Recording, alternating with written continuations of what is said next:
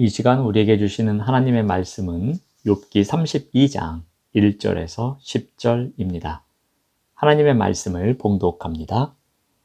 욥이 자신을 의인으로 여김으로 그 세 사람이 말을 그치니 람 종족 부숫 사람 바라겔의 아들 엘리후가 화를 내니 그가 욥에게 화를 내면 욥이 하나님보다 자기가 의롭다 함이요 또 세 친구에게 화를 내면 그들이 능히 대답하지 못하면서도 욥을 정죄함이라.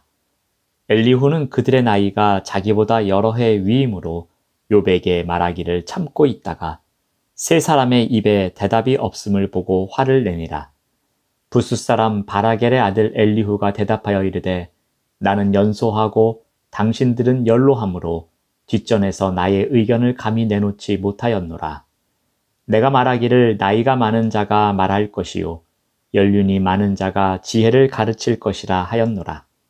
그러나 사람의 속에는 영이 있고 전능자의 숨결이 사람에게 깨달음을 주시나니 어른이라고 지혜롭거나 노인이라고 정의를 깨닫는 것이 아니니라.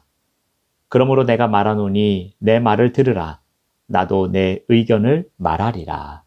아멘. 오늘 말씀의 제목은 엘리후가 맡은 역할입니다. 욥은 세 친구들과 계속되는 논쟁을 통해 자신의 의로움을 주장합니다.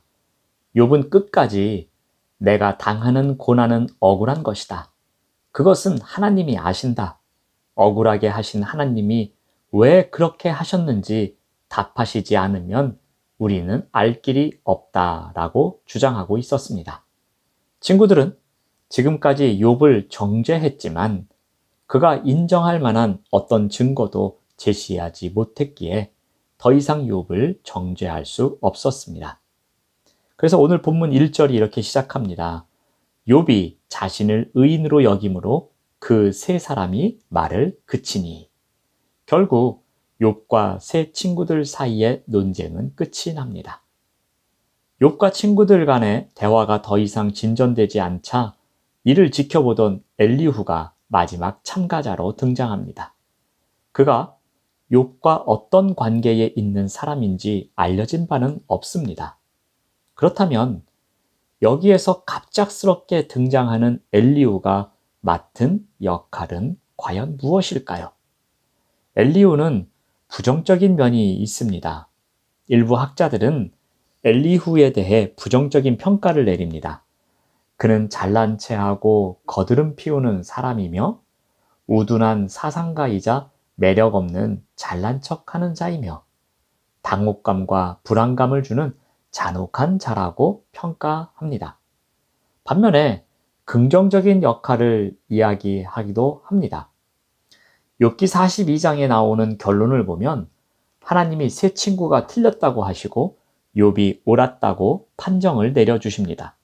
그래서 욥에게 세 친구를 위하여 제사를 드려 그들을 용서받도록 해야 한다고 해서 세 친구들이 무색해집니다. 그런데 거기에 엘리후는 등장하지 않습니다. 그래서 엘리후가 맡은 배역은 긍정적인 면을 갖고 있다고 이야기합니다. 또한 엘리후의 발언 이후 하나님이 등장하시니까 엘리후의 역할은 하나님의 말씀 시작을 알리는 사람으로 보는 측면도 있습니다. 이와 같이 엘리후에 대해서 부정적인 측면과 긍정적인 측면 두 분야를 이야기해 줍니다. 이러한 특징을 갖고 있는 엘리후가 그들의 대화에 개입합니다. 그런데 먼저 욥에게 화를 냅니다. 2절 말씀을 보면은 엘리후가 화를 내니 그가 욥에게 화를 내면 욥이 하나님보다 자기가 의롭다 함이요. 그는 욥에게 자신의 의로움을 내세우면서 하나님보다 자신이 더 의롭다고 주장한 잘못을 저질렀다고 지적을 합니다. 또한 엘리후는 욥의 친구들에게도 화를 냅니다.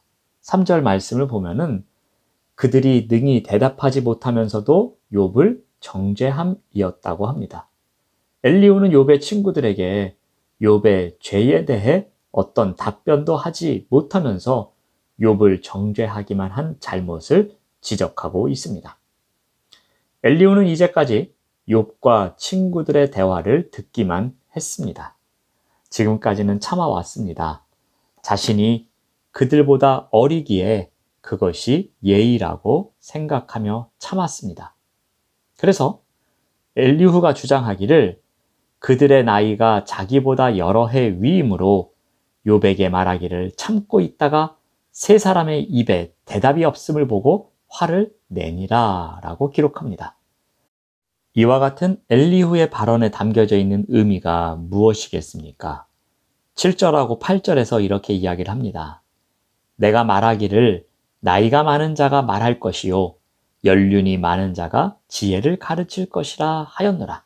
그러나 사람의 속에는 영이 있고 전능자의 숨결이 사람에게 깨달음을 주시나니. 나이가 많다고 저절로 지혜로워지는 것은 아니라는 것입니다. 연륜에서 나오는 지혜는 무시할 수 없으며 나이와 경험이 많다고 반드시 다른 이들보다 더 지혜롭고 명철하다고 말할 수 없는 것입니다. 연륜이나 지위가 아니라 그 사람이 주장하는 내용이 더 중요합니다. 엘리후는 지혜가 하나님으로부터 온다고 고백합니다. 사람의 지혜는 그 사람 안에 있는 영과 하나님의 숨결을 통해 주어지는 것입니다. 그러므로 하나님은 지혜의 근본이십니다. 그렇기 때문에 사람이 지혜롭게 되려면 먼저 하나님 안에 거해야 하는 것입니다. 요셉의 이야기를 통해서 우리가 이것을 알 수 있습니다. 요셉이 애굽으로 팔려가 보디발의 집에서 일어난 일로 죄수로 살고 있을 때였습니다. 그런데 감옥의 간수장이 요셉의 도움을 받습니다. 창세기 39장 22절 말씀을 보면은 간수장이 옥중 죄수를 다 요셉의 손에 맡김으로 그 재반 사물을 요셉이 처리하고, 간수장은 죄수를 모두 요셉에게 맡겼습니다. 그러니까 죄수에게 죄수를 맡긴 것이었습니다. 어떻게 이런 일이 가능했겠습니까? 우리 23절 말씀을 보면은 이는 여호와께서 요셉과 함께 하심이라. 여호와께서 그를 범사에 형통하게 하셨더라.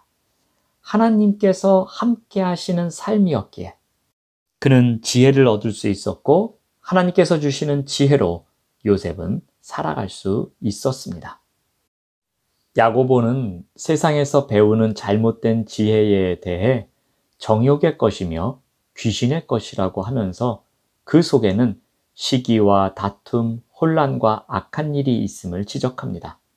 반면에 하나님이 주시는 지혜는 순결하며 평화롭고 자비와 선한 열매를 풍성히 맺게 한다고 가르칩니다. 두 지혜의 가장 큰 차이는 드러나는 열매에서 보여집니다. 지혜인 줄 알았는데 그 열매가 시기와 다툼과 혼란과 온갖 악한 일로 나타나는 것, 이것은 하나님께서 주신 지혜가 아닙니다.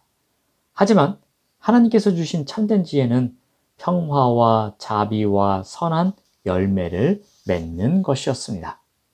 자, 그렇다면 하나님이 주시는 참된 지혜를 얻으려면 어떤 자세가 필요하겠습니까? 잠언 10장 8절에서 이렇게 가르쳐 줍니다. 지혜로운 자는 계명을 받거니와. 지혜로운 사람은 하나님의 말씀을 귀히 여길 줄 알고 그 교훈을 받아들이지만 어리석은 사람은 그러지 못해 망한다고 교훈합니다. 그러므로 하나님이 주시는 참된 지혜를 얻으려면 자신의 생각보다 하나님의 말씀에 귀를 기울이는 삶을 살아가야 한다는 것입니다. 욥기 32장에서 엘리후가 등장합니다.